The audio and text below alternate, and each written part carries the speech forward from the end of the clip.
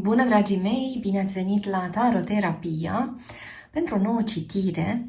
Astăzi explorăm care este energia conexiunii dintre tine și persoana care te interesează și ce ar putea să apară între voi doi în perioada următoare. Vă invit să rămâneți până la finalul acestei citiri pentru că voi da detalii despre inițiale, date de naștere, semne zodiacale, pe măsură ce ele apar în citirea noastră. Vă invit să luați de aici doar ceea ce rezonează, pentru că este o citire colectivă și este de asemenea o citire fără timp, adică este relevant momentul în care ascultați acest mesaj. Folosim tarotul viceversa și acest oracol posibil la 800, pe care le puteți găsi pe site-ul www.taroterapia.ro, unde vă invit să explorați de asemenea cursul de tarot intuitiv cu metoda Taroterapia. Învață tarotul în 4 ore. Cursul are subtitrări în mai multe limbi.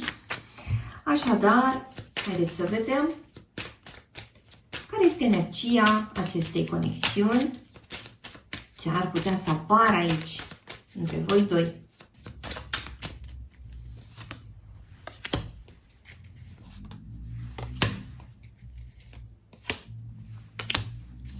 Și avem aici o energie care pare să fie destul de stabilă. Sau vorbim aici despre cineva care începe să prindă rădăcini într-un loc. Vorbim aici despre o anumită situație care pare să devină ceva mai solidă. Ceva ce poate să capete o anumită formă, o anumită structură pe care nu o avusese până acum. Haideți să vedem mai departe, multă energie masculină, ceea ce înseamnă că lucrurile s-ar putea să fie luate în serios și că s-ar putea să fie făcute niște planuri care au legătură cu chestiunile concrete, da? S-ar putea să fie pusă la cale acțiunea care să schimbe în bine povestea asta. Haideți să aflăm și alte detalii. Energia împărătesei care apare alături de energia acestui împărat.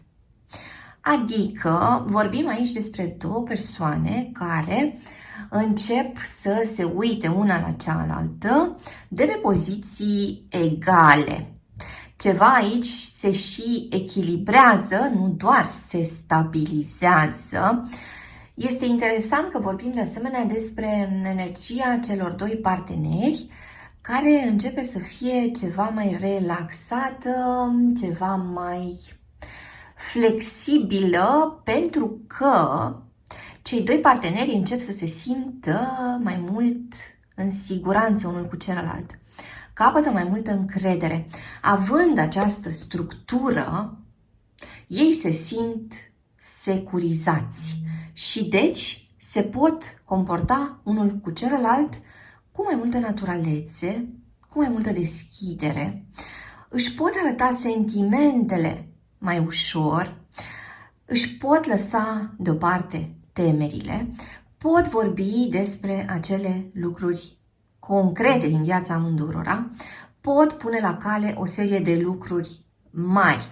Haideți să vedem, întorcând aceste două arcane, avem această energie a unui 4 de monede, dar care arată de fapt o figură înțeleaptă, o figură care seamănă de fapt cu un soi de papă. Așadar, de ca și cum, această uniune dintre un împărat și o împărăteasă au parte și de binecuvântarea cuiva. Sau se discută în mod concret despre a ajunge la oficializarea poveștii voastre, a ajunge la acei pași următori în povestea voastră. Vorbim aici despre progres care este făcut parcă în același ritm de amândoi partenerii și vorbim de asemenea despre lucruri care încep să curgă diferit. Parcă se deschid o grămadă de porți în această conexiune și parcă aveți parte de suport, foarte multă susținere, da? Foarte multă încurajare din partea oamenilor din jur. Haideți să vedem mai departe. Până acum a apărut cineva din Balanță, din Berbec, din Taur, Pești sau Scorpion. Mai avem aici pe cineva din Leu sau pe cineva din Fecioară. Explorăm în continuare ce se anunță în această conexiune în perioada următoare.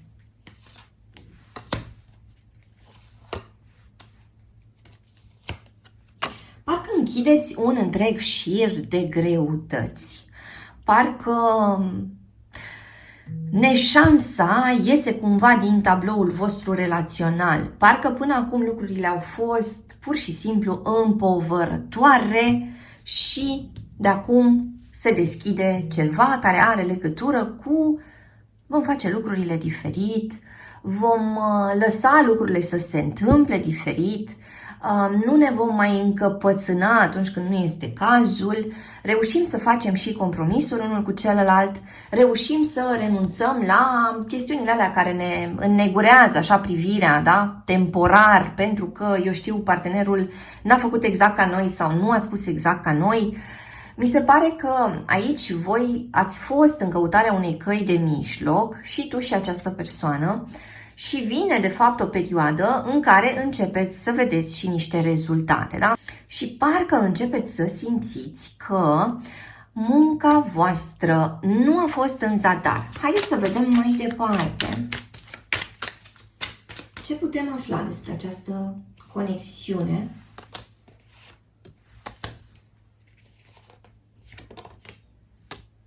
Cineva care fusese extrem de îngrijorat, cineva care își făcuse tot felul de gânduri negre despre povestea asta și care începe să vadă, parcă începe să vadă zorii zilei, adică parcă începe să vadă noi șanse, parcă începe să vadă lucrurile într-o notă ceva mai colorată, ceva mai optimistă. Aici vorbim de asemenea despre o persoană care a avut niște nopți foarte grele, cineva care a dormit foarte rău, s-a trezit de foarte multe ori, cu mintea plină de gânduri și parcă odată cu nopțile astea și cu starea asta de frământare, da, cu toată măcinarea asta interioară, persoana asta pare să fie ajuns la niște concluzii noi. Adică pare că persoana asta nu se uita către o anumită perspectivă și acum începe, de fapt, să îmbrățișeze acea perspectivă. Asta poate să aibă legătură, de exemplu, pentru unii dintre voi, cu o situație în care tu, ascultătorule, tot propuneai ceva pentru a schimba ceva din această conexiune și persoana asta spunea de fiecare dată nu sau era ca și cum nici măcar nu auzea ce îi spuneai. Pare că ceva ce tu ai sugerat frecvent în ultima perioadă, ceva ce tu ai prezentat, ascultătorule, ca având avantaje, începe acum să dea roade și vei începe să vezi de fapt că această persoană acționează în acel fel pe care tu l-ai sugerat, că face acele îmbunătățiri pe care poate tu le doreai. Da? Vorbim aici despre ceva ce în fapt aduce bucurie pentru amândoi. Este ceva ce este agreat până la urmă de ambii parteneri, da? Este ceva ce este menit să dea la o parte acești nori extrem de neplăcuți, extrem de supărători, da? Care au legătură cu anxietatea, care au legătură cu gândurile astea negre, da? Deci parcă persoana asta începe să vadă ceva nou, parcă și tu la rândul tău începi să vezi ceva nou, s-ar putea ca și tu, ascultătorule, să renunți la anumite gânduri, la anumite credințe, da? Care practic nu ajutau relația voastră și s-ar putea să ajungeți la concluzia că de fapt amândoi vă simțiți ușurați după ce ajungeți la această schimbare. Haideți să vedem în continuare ce se anunță în această poveste. Iată ce interesantă această figură a stelei împreună cu roata norocului. Aici avem niște schimbări mari. Aici avem niște schimbări care vor avea efect în următorii ani pentru această conexiune a voastră. Așadar, figura stelei, care este de fapt admirată de către acest personaj masculin. și vorbim în Arcana Stelei despre vulnerabilitate. Așadar, cine este vulnerabil și cine poate să arate cu adevărat interiorul, da? Cine poate să se vulnerabilizeze fără să-și creeze o rană în mod automat, nu este doar personajul feminin, nu este doar energia feminină, ci și personajul masculin, adică energia masculină. Așadar, există aici ceva ce se poate întâmpla în perioada următoare, ce are legătură cu a vindeca niște aspecte, are legătură cu o posibilă întoarcere. Cineva reintră în scenă surprinzător sau reintră în scenă cu o atitudine nouă, da? Intră în scenă cu o propunere nouă, vine cu ceva ce îmbogățește relația între voi doi. Aici avem pe cineva din Vărsător sau avem pe cineva din Săgetător, avem o interacțiune între două semne de foc, avem o interacțiune între un semn de foc și un semn de pământ, o interacțiune între un semn de apă și un semn de aer, o interacțiune între două semne de aer, o interacțiune între un semn de aer și un semn de pământ. Așadar, se anunță niște schimbări, iar aceste schimbări vin după o perioadă în care o parte dintre voi au crezut că lucrurile nu mai au cum să se miște, au crezut că fusese finalul poveștii. Avem de asemenea aici niște persoane de la distanță care se pot regăsi sau niște persoane care se văd după foarte multă vreme. Avem niște reveniri spectaculoase pentru unii dintre voi. Haideți să vedem mai departe din acest Sibil la 800 ce se anunță în această conexiune.